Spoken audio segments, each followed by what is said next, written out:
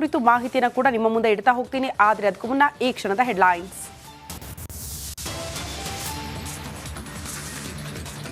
Pen drive ಸುಳಿಯಲ್ಲಿ ಸಿಲುಕಿದ ಪ್ರಜ್ವಲ್, 16 ದಿನ ಕಳೆದರೂ ಸಂಪರ್ಕಕ್ಕೆ ಸಿಗದ ಜೆಡಿಎಸ್ ಸಂಸದ.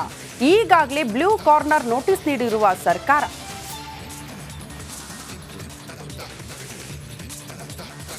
ಪೆನ್ ಡ್ರೈವ್ ಬಾಂಬ್ ಸಿಡಿಸಿದ ದೇವರಾಜೇಗೌಡಗೂ ಶಾಕ್. ಚಿತ್ರದುರ್ಗದ ಹಿರಿಯೂರು ಬಳಿ ಲಾಕ್. ಹೊಳೆನರಸೀಪುರ ಪೊಲೀಸರ ಮಾಹಿತಿ ಮೇರೆಗೆ ವಶಕ್ಕೆ.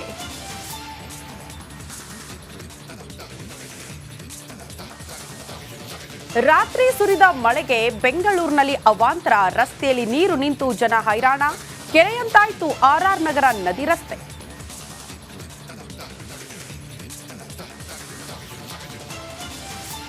ಕರಾವಳಿಯನ್ನ ಕೆರಳಿಸಿದ ಪ್ರವೀಣ್ ನೆಟ್ಟಾರು ಹತ್ಯೆ. 2 ವರ್ಷದ ಬಳಿಕ ಪ್ರಮುಖ ಆರೋಪಿ ಅರೆಸ್ಟ್. ರಿಪಬ್ಲಿಕ್ ಕನ್ನಡದಲ್ಲಿ ಎಕ್ಸ್ಕ್ಲೂಸಿವ್ ಮಾಹಿತಿ. ದೇಶವನ್ನೇ ಬೆಚ್ಚಿ ಬೀಳಿಸಿದ್ದ ಭ್ರೂಣ ಹತ್ಯೆ ಕೇಸ್. ಜೈಲಿನಿಂದ ಹೊರಬಂದ ಬಳಿಕ ಹಳೆ ಚಾಳಿ ಮುಂದುವರೆಸಿದ ನವೀನ್. ಆಲೆಮನೆ ಆರೋಪಿಯಿಂದ ಹೆಲ್ತ್ ಕ್ವಾರ್ಟರ್ಸ್ನಲ್ಲೂ ಅಬಾರ್ಷನ್.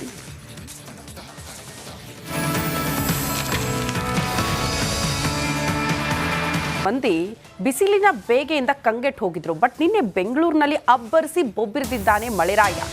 ರಾತ್ರಿಯೆಲ್ಲ ಸುರಿದ ಮಳೆಗೆ ಒಂದ್ ಕಡೆ ತಂಪಾಯ್ತು ಅಂತ ಖುಷಿ ಪಡ್ತಾ ಇದ್ರೆ ಜನ, ಮತ್ತೊಂದು ಕಡೆ ಸಿಲಿಕಾನ್ ಸಿಟಿ ಬೆಂಗಳೂರು ಮಳೆ ಬಂದ್ರೆ ಯಾವ ರೀತಿಯ ಪರಿಸ್ಥಿತಿ ಇರುತ್ತೆ ಅನ್ನೋದು ಗೊತ್ತು ನಿಮಗೆ. ಹಾಗಾಗಿ ಅವಾಂತರಗಳು ಕೂಡ ಸೃಷ್ಟಿಯಾಗ್ಬಿಟ್ಟಿದೆ. ನಡು ರಸ್ತೆಯಲ್ಲೇ ಸಿಲುಕಾಕಿಕೊಂಡಿದೆ 50ಕ್ಕೂ ಹೆಚ್ಚು ವಾಹನಗಳು. ಆರ್ಆರ್ ನಗರ ನದಿ ಅಂತ ಆಗ್ಬಿಟ್ಟಿದೆ ಅಂತ ರಸ್ತೆ. ಆರ್ಆರ್ ನಗರದ ರಸ್ತೆಗಳೆಲ್ಲ ನದಿ ಅಂತ ಆಗ್ಬಿಟ್ಟಿದೆ. ರಸ್ತೆಯಲ್ಲಿ 3 ಅಡಿಯಷ್ಟು ನಿಂತು ಬಿಟ್ಟಿದೆ ಮಳೆ ನೀರು. ಮಳೆಗೆ ಆಟೋ ಕಾರು ಸಿಲುಕಿ ಜನ ಪರದಾಡುವಂತಹ ಪರಿಸ್ಥಿತಿ.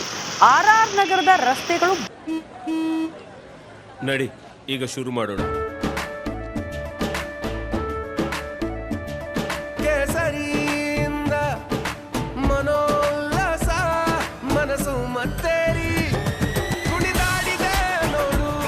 ಮನಸ್ಸು ಮತ್ತೇರಿ ಕುಣಿದಾಡಿದೆ ನೋಡು. ಕ್ಷಣ ಕ್ಷಣವೂ ಆಚರಿಸಿ ಕೇಸರಿ ಹಬ್ಬ. ವಿಮಲ್ ಬಾಯಲ್ಲಿ ಹೇಳಿ ಕೇಸರಿ. ಬಹುತೇಕ ಹದಗೆಟ್ಬಿಟ್ಟಿದೆ. ಹಾಗಾಗಿ ತಗ್ಗು ಗುಂಡಿಗಳಿಂದ ಆರ್ಆರ್ ನಗರದ ರಸ್ತೆಗಳು ಇರೋದ್ರಿಂದ ನೀರು ನಿಂತ್ಕೊಂಡು ನೋಡಿ ಯಾವ ರೀತಿ ನದಿಯಂತಾಗಿ ಮಾರ್ಪಾಡ ಆಗ್ಬಿಟ್ಟಿದೆ ಆ ರಸ್ತೆಗಳು ಅಂತ. ಸಹಜವಾಗಿ ಆರ್ಆರ್ ನಗರದ ಜನ ನಿನ್ನೆ ಪರದಾಡಿದ್ದಾರೆ. ಬರೀ ಆರ್ಆರ್ ನಗರದ ಪರಿಸ್ಥಿತಿ ಮಾತ್ರ ಅಲ್ಲ, ಇಡೀ ಸಿಲಿಕಾನ್ ಸಿಟಿಯ ಬಹುತೇಕ ರಸ್ತೆಯಲ್ಲೂ ಕೂಡ ಇಂಥದ್ದೇ ಪರಿಸ್ಥಿತಿ ನಮ್ಗೆ ನೋಡೋದಕ್ಕೆ ಸಿಕ್ತು. ದೃಶ್ಯ ನೋಡ್ತಾ ಇದ್ದೀವಿ, ವಾಹನಗಳು ಮುಳುಗಡೆಯಾಗಿರುವ ದೃಶ್ಯ. ಬೆಂಗಳೂರಿನ ಪರಿಸ್ಥಿತಿ ಇದೆ. ಪ್ರತಿ ಬಾರಿ ಮಳೆ ಬಂದಾಗಲೂ ಕೂಡ ಈ ರಸ್ತೆಗಳೆಲ್ಲ ನದಿ ಅಂತ ಆಗ್ಬಿಡುತ್ತೆ. ಕಾರಣ ನೀರು ಸರಾಗವಾಗಿ ಹರಿದು ಹೋಗೋದಕ್ಕೆ ಸರಿಯಾಗಿ ವ್ಯವಸ್ಥೆ ಇಲ್ಲ. ರಾಜಕಾಲುವೆಗಳನ್ನು ಒತ್ತುವರಿ ಮಾಡ್ಕೊಂಡ್ಬಿಟ್ಟಿದ್ದಾರೆ ಜನ. ಹಾಗಾಗಿ ನೀರು ಎಲ್ಲಿ ಹರಿದು ಹೋಗ್ಬೇಕು ಮಳೆ ಬಂದಾಗ? ಸಹಜವಾಗಿ ಇಂಥ ಅವಾಂತರಗಳನ್ನು ಫೇಸ್ ಮಾಡಬೇಕಾಗುತ್ತೆ ಸಿಲಿಕಾನ್ ಸಿಟಿ ಜನ.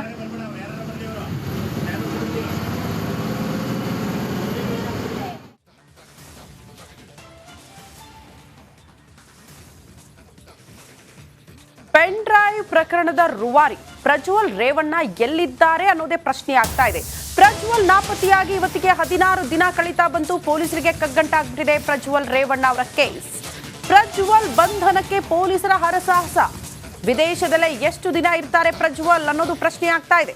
ಪ್ರಜ್ವಲ್ ಸಿಗದೆ ಹೋದ್ರೆ ತೆರೆಮರೆಗೆ ಸರಿಯುತ್ತಾ ಈ ಕೇಸ್. ಬ್ಲೂ ಕಾರ್ನರ್ ನೋಟಿಸ್ ಕೊಟ್ಟರೂ ಕೂಡ ಪ್ರಜ್ವಲ್ ಎಲ್ಲಿದ್ದಾರೆ ಅನ್ನೋದ್ರ ಬಗ್ಗೆ ಮಾಹಿತಿ ಸಿಗ್ತಿಲ್ವಂತೆ ಅಧಿಕಾರಿಗಳಿಗೆ.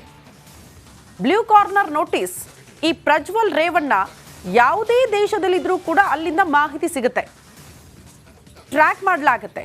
ಹಾಗಾಗಿ ಎಲ್ಲಿದ್ದಾರೆ ಅನ್ನೋದ್ರ ಬಗ್ಗೆ ಮಾಹಿತಿ ಪಡೆದುಕೊಳ್ಳೋ ನಿಟ್ಟಿನಲ್ಲಿ ಬ್ಲೂ ಕಾರ್ನರ್ ನೋಟಿಸ್ ಅನ್ನು ಜಾರಿ ಮಾಡಿದ್ರು ಕೂಡ ಎಲ್ಲಿದ್ದಾರೆ ಅನ್ನೋದ್ರ ಬಗ್ಗೆ ಮಾಹಿತಿ ಇನ್ನೂ ತನಕ ಅಧಿಕಾರಿಗಳಿಗೆ ಸಿಕ್ಕಿಲ್ಲ.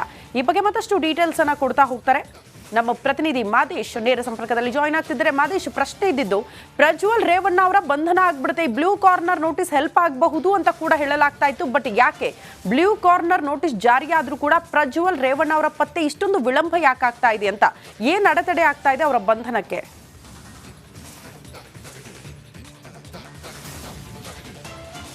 ಯಾವುದೇ ಒಂದು ಪ್ರಕರಣ ಆದರೂ ಕೂಡ ಅಲ್ಲಿ ಆರೋಪಿ ಯಾವ ರೀತಿ ಪ್ಲಾನ್ ಮಾಡ್ಕೊಂಡಿದ್ದಾನೆ ಅನ್ನೋದು ಕೂಡ ತುಂಬ ಇಂಪಾರ್ಟೆಂಟ್ ಆಗಿರುತ್ತೆ. ಯಾಕಂದರೆ ಆರೋಪಿಯ ಚಲನವಲನ ಕಂಪ್ಲೀಟ್ಲಿ ಸ್ಟಾಪ್ ಆಗಿದ್ರೆ ಆ ಆರೋಪಿತನನ್ನು ಕಂಡುಹಿಡಿಯೋದಕ್ಕೆ ಪೊಲೀಸರಿಗೂ ಕೂಡ ಹಿನ್ನಡೆ ಆಗುತ್ತೆ. ಇಲ್ಲಿ ಯಾಕೆ ಬ್ಲೂ ಕಾರ್ನರ್ ನೋಟಿಸ್ ಆಗಿರ್ಬೋದು, ರೆಡ್ ಕಾರ್ನರ್ ನೋಟಿಸ್ ಆಗಿರ್ಬೋದು, ಲುಕೌಟ್ ನೋಟಿಸ್ ಆಗಿರ್ಬೋದು, ಈ ಒಂದು ಹಂತಕ್ಕೆ SIT ಅಧಿಕಾರಿಗಳು ಯಾಕೆ ಹೋದ್ರು ಅಂದರೆ ಇದು ಔಟ್ ಆಫ್ ದಿ ಕಂಟ್ರಿ, ಬೇರೆ ಕಂಟ್ರಿಯಲ್ಲಿ ಇರೋದ್ರಿಂದ ಅಲ್ಲಿ ಒಂದಷ್ಟು ಕಾನೂನು ಪ್ರಕ್ರಿಯೆಗಳಿರುತ್ತೆ. ಕೂಡಲೇ ಅಲ್ಲಿ ಆರೋಪಿ ಸಿಕ್ಕರೂ ಕೂಡ ಆತನನ್ನ ಏಕಾಏಕಿ ನಮ್ಮ ದೇಶಕ್ಕೆ ಕರ್ಕೊಂಡು ಬರೋಕ್ಕಾಗೋದಿಲ್ಲ. ಯಾಕಂದರೆ ಅಲ್ಲಿನ ಸಂವಿಧಾನದ ವಿಚಾರವಾಗಿ, ಅಲ್ಲಿನ ಕೋರ್ಟ್ನ ವಿಚಾರವಾಗಿ ಒಂದಷ್ಟು ಕಾನೂನು ಪ್ರಕ್ರಿಯೆಗಳಿರುತ್ತೆ. ಹೀಗಾಗಿ ಈ ಎಲ್ಲವೂ ಕೂಡ ಅಕಸ್ಮಾತಾಗಿ ಒಬ್ಬ ಆರೋಪಿ ನಮಗೇನಾದರೂ ಅಲ್ಲಿ ಸಿಕ್ಕಿಬಿಟ್ಟಿದ್ರೆ ಕೂಡಲೇ ಆತನನ್ನು ಕರ್ಕೊಂಡು ಬರೋದಕ್ಕೆ ಈ ಎಲ್ಲ ಬ್ಲೂ ಕಾರ್ನರ್ ನೋಟಿಸ್ಗಳು ಮತ್ತು ರೆಡ್ ಕಾರ್ನರ್ ನೋಟಿಸ್ಗಳು ಹೆಲ್ಪ್ ಆಗುತ್ತೆ. ಯಾಕಂದರೆ ಮುಂಚೆನೇ ಈ ರೀತಿಯಾದಂಥ ಒಬ್ಬ ಆರೋಪಿ ನಮಗೆ ಮೋಸ್ಟ್ ವಾಂಟೆಡ್ ಇದ್ದಾನೆ, ಆತನನ್ನು ನಾವು ಹಿಡ್ಕೊಂಡು ಬರ್ತೇವೆ ಅಂತೇಳಿ ಈ ಒಂದು ನೋಟಿಸ್ಗಳನ್ನು SIT ಅಧಿಕಾರಿಗಳು ಹೊರಡಿಸುವಂಥ ಕೆಲಸವನ್ನು ಮಾಡಿರ್ತಾರೆ. ಈ ಇಂಟರ್ಪೋಲ್ ಮೂಲಕ, ಬೇರೆ ಬೇರೆ ಕಡೆ ಇರುವಂಥ ಏಜೆನ್ಸಿಯ ಇಂಟರ್ಪೋಲ್ ಮೂಲಕ ಆರೋಪಿಗಳನ್ನು ಬೇರೆ ದೇಶದಲ್ಲಿ ಪತ್ತೆ ಮಾಡುವಂಥ ಕೆಲಸವನ್ನು ಮಾಡಲಾಗುತ್ತೆ. ಈ ಒಂದು ಪ್ರಕರಣದಲ್ಲೂ ಕೂಡ ಪ್ರಜ್ವಲ್ ರೇವಣ್ಣಗಾಗಿ ಸಾಕಷ್ಟು ಹುಡುಕಾಟವನ್ನು ನಡೆಸಲಾಗ್ತಿದೆ. ಯಾವಾಗ ನೋಟಿಸನ್ನು ಕೊಡ್ತಾರೆ SIT ಅಧಿಕಾರಿಗಳು, ಆಗ ಪ್ರಜ್ವಲ್ ರೇವಣ್ಣ ಅವರೇ ಪೋಸ್ಟ್ ಮಾಡಿ ನಾನು ಹೊರಗಡೆ ಇದ್ದೀನಿ, ಬಂದು ವಿಚಾರಣೆಗೆ ಹಾಜರಾಗ್ತೀನಿ, ಆಗ ಸತ್ಯ ಎಲ್ಲವೂ ಕೂಡ ಬರುತ್ತೆ ಅಂಥೇಳಿ ಪೋಸ್ಟ್ ಮಾಡುವಂಥ ಕೆಲಸ ಮಾಡಿದರು. ತಮ್ಮ ವಕೀಲರ ಮೂಲಕ 7 ದಿನಗಳ ಕಾಲಾವಕಾಶವನ್ನು ಕೂಡ ಕೇಳಿದರು. ಈಗ 16 ದಿನಗಳಾಗಿದೆ ಆತ ಎಸ್ಕೇಪ್ ಆಗಿ, ಅಂದರೆ ಬೇರೆ ದೇಶದಲ್ಲಿ ತಲೆಮರೆಸಿಕೊಂಡು ಇನ್ನೂ ಕೂಡ ಆತನ ಪತ್ತೆ ಎಲ್ಲೂ ಕೂಡ ಸಿಕ್ಕಿಲ್ಲ. ಇಂಟರ್ಪೋಲ್ ಅಧಿಕಾರಿಗಳು ಕೂಡ ವಿದೇಶದಲ್ಲಿ ಆತನ ಬಗ್ಗೆ ಒಂದಷ್ಟು ಮಾಹಿತಿಯನ್ನು ಕಲೆ ಹಾಕ್ತಿದ್ದಾರೆ. ಸುಮಾರು 196 ದೇಶಗಳಲ್ಲಿ ಈತನ ಬಗ್ಗೆ ಕಣ್ಣಿಟ್ಟಿದ್ದಾರೆ. ಬೇರೆ ಬೇರೆ ಏರ್ಪೋರ್ಟ್ಗಳಾಗಿರ್ಬೋದು, ಅಲ್ಲಿನ ಕೆಲವೊಂದು ಜನಸಂದಣಿ ಪ್ರದೇಶಗಳಲ್ಲಿ ಆತನ ಬಗ್ಗೆ ಒಂದಷ್ಟು ಹುಡುಕಾಟವನ್ನು ನಡೆಸ್ತಿದ್ದಾರೆ. ಇನ್ನೂ ಕೂಡ ಗೊತ್ತಾಗಿಲ್ಲ. ಇಂಟರ್ಪೋಲ್ ಅಧಿಕಾರಿಗಳು ಎಲ್ಲ ಒಂದು ಕಡೆ ಇಲ್ಲೂ ಕೂಡ ಫೇಲ್ ಆಗ್ತಿದ್ದಾರೆ. ಸೊ ಪ್ರೀ ಪ್ಲ್ಯಾನ್ಡ್ ಆಗಿ ಪ್ರಜ್ವಲ್ ರೇವಣ್ಣ ತಪ್ಪಿಸ್ಕೊಳ್ಳೋದಕ್ಕೆ ಅಂತಾನೆ ಸಾಕಷ್ಟು ಪ್ಲಾನ್ ಮಾಡ್ಕೊಂಡಿದ್ದಂಗಿದೆ. ನೋಡಬೇಕು ಈ ಒಂದು ಕೇಸ್ ಎಲ್ಲಿವರೆಗೂ ಬರುತ್ತೆ ಅಂತ. ಶ್ರುತಿ. ಓಕೆ ಮಾದೇಶ್, ಧನ್ಯವಾದಗಳು ತಮ್ಮೆಲ್ಲ ಮಾಹಿತಿಗೆ.